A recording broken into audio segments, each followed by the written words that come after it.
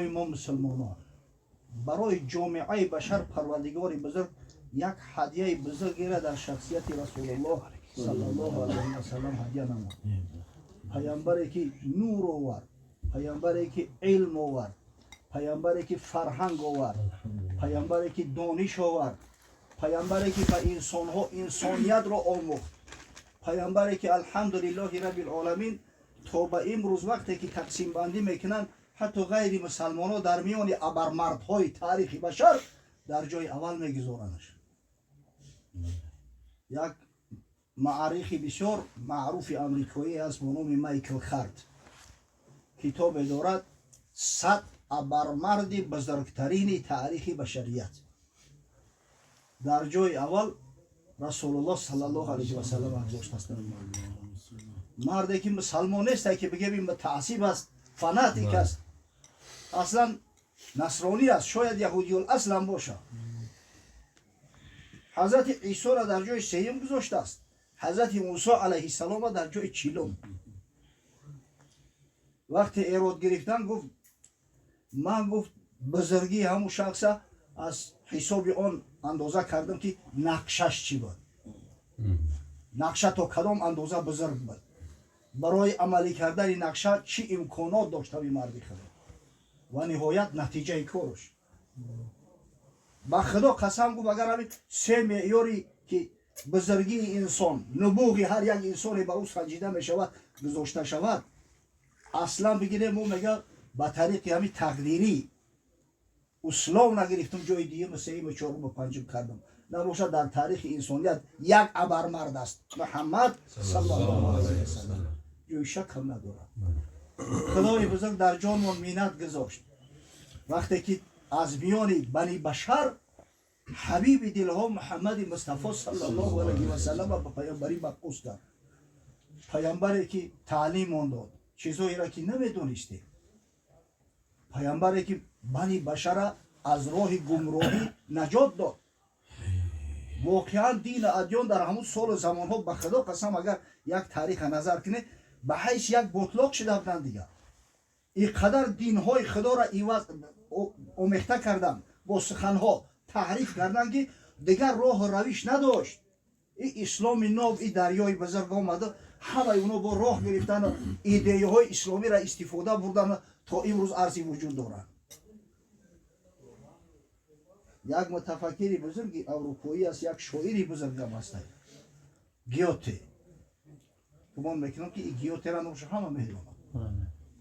الحمدلله رب العالمین امروز در بین ما داملاوایی هستند که حتی در آزمونی فروغ صبح دانایی شرکت میکنن، با جاهای مقصد بهترین انتخاب میکنن. خدا را من شکر میگم. حقیقتا علما باید همه خیل باشن، باید صاحب علم و فرهنگ باشن.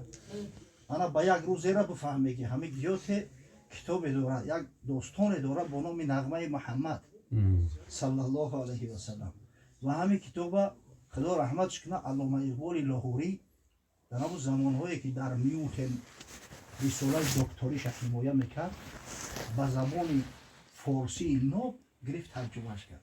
بزرگترین شاعر اصلی بیستی فارس نویس، فارسی زبان. میگه که گیوت قصه اسلام میکنه، بزرگی اسلام میکنه.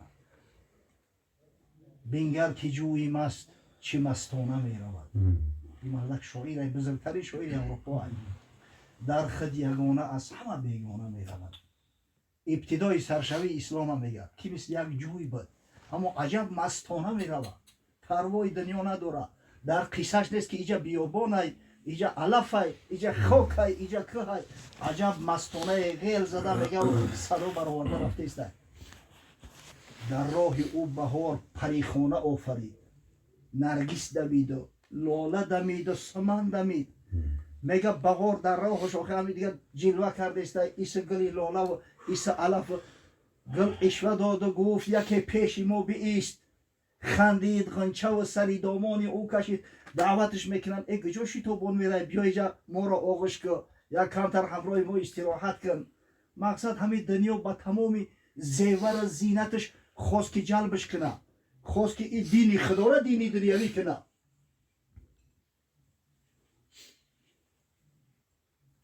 ناآشنای جلوه فروشان سبز پوش صحرا برید و سینه کوه و کمر درید، اما میگه هیچ عنایت به زیبایی و به زرق برق دنیا نکرد.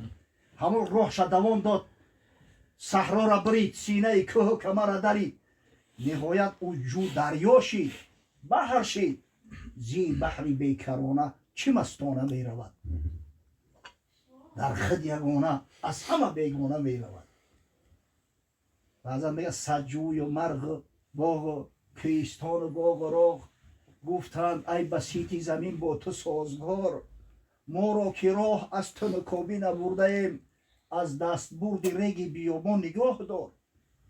همین مرغ زورکایی که در بین رگ بیابان هستند، بعضی جا وحنگ و اوهایی که کلمک زدگی هم بطلاق شدگی هم، میگه به همین آب به همین دریای مقصد با حشمت مراجعت کردن که ما را نجات بده. ما در همینجا دیگر ره نیفتیم، در همینجا رس شدیم. اگر ما را نجات دادی آیسته آیسته رگ بیابان ما را میپوشونه، نصف میشه میریم.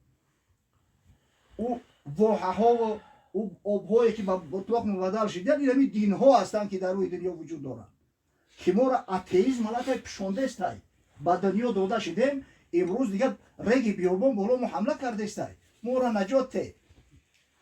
وا کرده سینه را به هوای شرق غرب، در بر کشیده همسفران زبون و زار. زی بحری بیکرانه چی مستانه می رود، با 100,000 گوهر یک دانه می رود. میگه آقا شباس کرد، عقیده و ایده هاش پیشنهاد کرد. ولی اگر همین تاریخ دین نصرانی را ببینید، در عصرهای میانه یک شخص با نام فما اکوینسکی میگه، فما اکوینی، همین کتابای امام غزالی را خواند، از همونا استفاده برد، همون ایده ها را گرفت برای خودش پیشنهاد کرد. در جاهایی که در بنبست غلطیده بودن توپیک دیگه علاج امکان نداشتن که جواب دنیوی و دهری ها را بدن، با استفاده از علمای اسلامی، با استفاده از عقاید اسلامی راه یافتن تا این روزا اومدن رسیدن. یعنی که تمام بنی بشر مدیون محمد صلی الله علیه و سلم هستند. برادران، یک نعمت پروردگار فقط برای مسلمانان نیست، برای تمام بنی بشر است. با همین خاطر وقتی که اول مردای تاریخ نگاه میکنی، حتی از غیر مسلمانان را، اونایی که علم دارن، اونایی که واقع بین هستن، اونایی که در دل تعصب ندارن، کینه ندارن، حتما بزرگی محمد صلی الله علیه و سلم اظهار میکنن. یک فیلسوف و نویسنده بسیار شهیر فرانسوی است با نام لامارتین میگه که در پهلوی محمد صلی الله علیه و سلم در تاریخ انسانیت کسی را گذاشته نمیشود. اگر همون ابرمردهایی که شما ابرمردی تاریخش میگن ببینه امپریا ساخته باشند، اسلحه و ارمیا ساخته باشند، دولت تشکیل کرده باشند، محمد صلی الله علیه و سلم ایده کرده است، ایده را پیشنهاد کرده است، جهان مسخر کرده است. اگر هم علما و متفکرها و بزرگا ساخته دست خودشون هر قدر با حشمت باشه، بسیارش به چشم خود دیدن که چخیل ولنگار میشود، چخیل ویران میشود، چخیل امپریاها پاش میخورن، چخیل خشونها و ارمیها تارمار میگردن. عمل محمد صلی الله علیه و سلم تا هنوز زنده است. لامارتین در عصر 18-19 زندگی میکرد. امروز ببینه میگه مسلمان ها 20 امپریای بزرگ در دنیا تشکیل کردگیان، یا تاریخ دیگر کنه. و امروز در سراسر کره زمین مکانی نیست که اونجا صدای از اون شنیده نشود، نمازی با جماعت نباشد. همه همی به شرافت محمد صلی الله علیه و سلم دست داده است. وقتی خدای بزرگ ما را تاکید میکنه که خداوند الله ذوالجلال در جان شما منت بزرگ را گذاشت و این پیامبر محبوب حبیب شاه برای شما را مبعوثی با پیغمبری کرد، منظورش همین است. برادرای عزیز، شکر نعمت الله حکیمه. با خدا قسم اگر شبانه روزی یاد خدا و ذکر خدا کنیم، از 1001 شکر پروردگار را ما انجام داده نمیتوانیم. ولی همین متاسفانه امروز در جامعه بشری هستند کسایی که نسبت رسول الله صلی الله علیه و سلم تحقیر توهین راه میتن. اینو اصلا همین فراست او را ندارن که آخی محمد صلی الله علیه و سلم مثل دیگر بنی بشر نیست، این حبیب الله های عقلشون را نمیگیره، گمان میکنن که همین مثل یک شخصیت عادی و قطاری های. ما آزادی سخن داریم، هر کسی را بخواهیم مقصد که مسخره و مزاح میکنیم، خودشون با پیغمبران برابر میکنن. همین جهالت نادانی و حماقت شو از حساب همین است که مقصد اینقدر اعتراض های شدید علیه برمیخیزه. اگر به شرط میفهمیدن که این پیغمبران بنده های برگزیده خدا هستند، خاصتا محمد مصطفی صلی الله علیه و سلم هرگز جهالت در راه نمیدادند. در جامع السنن امام ترمذی با روایت از شاه مفسرین قرآن حضرت عبدالله ابن عباس حدیثی اومده است. حضرت میگه ان ناسا من اصحاب رسول الله صلی الله علیه و سلم جلسوا ینتظرونه. یک ایده از صحابه پیغمبر صلی الله علیه و سلم منتظر خروج حضرت میگه در مسجد نشسته بودن. حضرت انتظار بودن که بروید. فقال بعضهم لبعض، همین آدم که شش حتما یک گپ در ذهنش میآید کو، یگان گپا که میگه کو. اگر اصحاب پیغمبر صلی الله علیه و سلم در مسجد هرگز گپی دنیا نمیگفتند. یک نفرش گفت عجبا این الله اتخذ من خلقه خلیلا اتخذ من ابراهیم خلیلا. گفت عجب، پروردگار بزرگ به این عظمت و مجد بزرگی از میان مخلوقاتی که خودش خلق کرده است یک نفرش با خلیل انتخاب کرده است، دوست انتخاب کرده است. حضرت ابراهیم خلیل خود خوانده است. یک نفر دیگرش گفت ماذا بعجب من کلام موسی کلمه تکلیما. همه گفت از این عجبتر مگر سخن گفتن حضرت موسی علیه السلام با پروردگار نیسته، به واسطه گپ زده است. یک نفرش گفت فعیسی کلمت الله و روحه. نسبت حضرت عیسی چی میگه؟ که حضرت عیسی پدر نداشت، کلمه ای است که خدای تعالی در بطن مریم بتول القا کرده. عیسی علیه السلام تولد شد، روح اللهش میگن. یک شخص دیگرش گفت فآدم اصطفاه الله تعالی. گفت برادر این معجزه آدم علیه السلام با از معجزه حضرت عیسی بزرگتره. عیسی مادر داشت، خداوند آدم علیه السلام با بی پدر و مادر خلق کرده است، از یک قبضه خاکی که از جمعی زمین قبض کرده شد. همه وقت میگه حضرت صلی الله علیه وسلم خارج شد، بسیار آدابی بزرگ داشت. ای کاش که ما مسلمانان و پیامبری که تقلید کنیم همه آداب و اخلاق داشته باشیم. هیچ کس پیش از رسول الله صلی الله علیه وسلم امکان سلام کردن نداشت. میدید مسلمان در حال سلامش میدید و سلام علیکم میگه برومد بر قوم سلام داد. بعدا گفت لقد سمعت کلامکم و عجبکم. شنیدم سخنتون، تعجبتون شنیدم. این ابراهیم خلیل الله و هو کذالک. بله آگاه باشید حضرت ابراهیم خلیل الله کسی را انکار کنه و مسلمان نیست، ایمان نداره.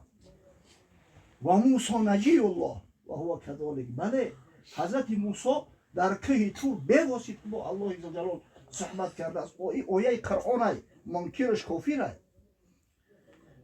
و عیسی روح الله و کلمته و هو کذالک. بله حضرت عیسی روح الله هیچ جای شک نداره. و آدم اصطفاه الله تعالی و هو کذالک. بله حضرت خداوندی آدم علیه السلام برگزید، ملائکه ها را امر کرد، ملائکه هایی را که از نور آفریده شدند در پیشش تعظیم کردند. این واقعیت دارد. انا حبیب الله ولا فخر. اما شما آگاه باشید، این الا کلمه آگاهی، هشدار باشید، آگاه باشید، دقت. من حبیب الله هستم. خلیل کجا، کلیم کجا، کلمه کجا، حبیب کجا. حبیب شخصی را میگن که در دادن جان براش مضایقت نمیکنه. شخص فراموش نکنید من